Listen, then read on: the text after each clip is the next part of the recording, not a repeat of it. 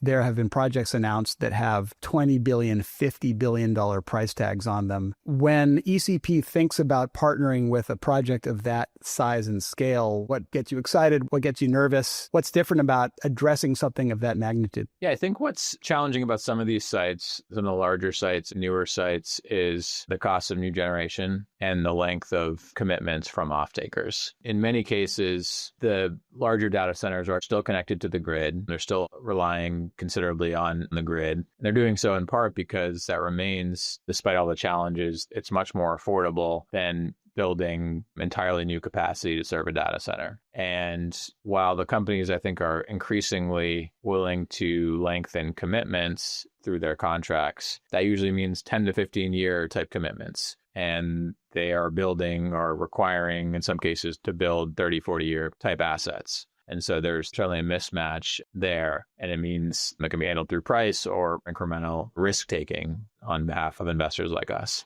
Where it's easiest maybe today in terms of the economics or financial part of the deal is with existing generation. The capital cost is already there, and all a customer sort of has to do is beat the market price, whether through price, absolute price, certainty, or tenor, or some combination of the three. And that's a lot easier than providing the support required to build a new gas facility, for example, which today is a lot more expensive than it was just a couple of years ago.